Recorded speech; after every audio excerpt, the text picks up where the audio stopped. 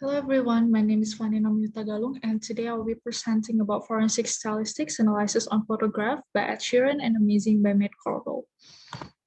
So I will explain about the background of this research. In 2017, Ed Sheeran, a famous British singer, was accused to copy song from a song called Amazing, released by the X Factor winner Cardle 5 years ago. He settled $20 million plagiarism lawsuit for the song Photograph. Based on the case, the plagiarism was from the note for note of Amazing by Cardle. This research, however, is focusing on other aspects that might be involved in the plagiarism other than note for note aspects. Therefore, this analysis will be concentrated on the lexical grammar and will be analyzed from the forensic style plagiarism detection. So having functional linguistic framework involved, these songs will be analyzed from the perspective of the lexical grammar in order to find out the indications of plagiarism existence found on the songs. We will mark Photograph by Ed Sheeran as author X and author Y will be marked as Amazing by Cardle. In this research, the limitation of the analysis will be to syllable structures and selection of tenses and processes. So I will explain about the lexical grammar analysis that we will use in this research. So basically, this analysis will be analyzed from patterns of transitivity and tenses selection. Transitivity structures in a language takes charge in expressing representational meaning. These structures will help to answer questions as what the clause is about, which is typically some process with associated participants and circumstances. This statement is from Holiday and Matthiesen. Transitivity structures are concerned with who does what to whom or what, where, when, how, and why. This statement is from Hassan. And Holiday developed transitivity model, which consists of 6 types of processes. It is material, mental, behavioral, verbal, relational, and existential processes. Later, all the lyrics from both songs will be divided into tables according to the tenses and the line in which they appear.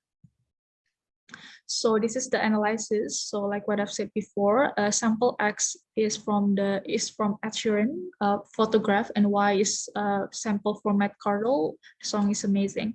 So you can see that this table will be breaking down about each line, like what processes that each line of the song consists of, and also what kind of tenses is. You can see it in detail by stopping this presentation. The analysis, there are 2 slides of this analysis, and because there is a limitation of time in this presentation, I cannot explain to you one by one, but you can stop this recording whatsoever to see the details, because in the end of this presentation, I will explain to you the conclusion and the findings so you can understand it much more easier. So the analysis inferences that I can conclude based on the research is there are 3 material processes. Each has the main findings. They are material, mental, circumstantial, attributive, relational process with additional existential and behavioral processes. The tenses are mostly past and present with only one future tense. This is the findings.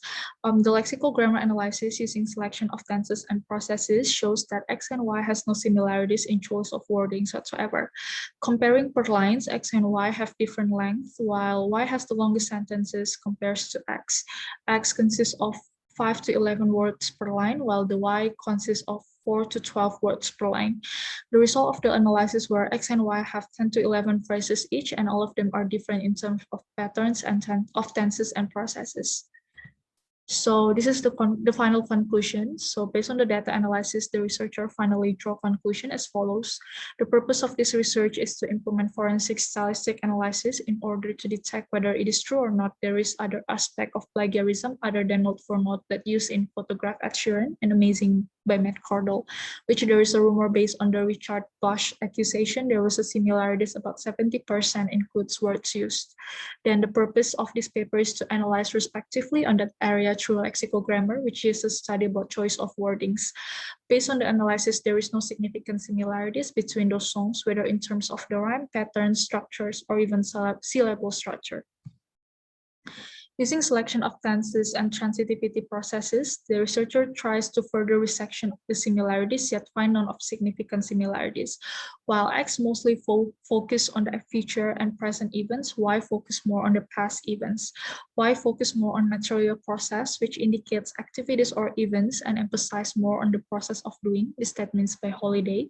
While on the other side, X focus more on mental and circumstantial attributive relational, which focus more on indication of perception, cognition, affection, and desire. This statement is by Saragi, and processes which assign a circumstances.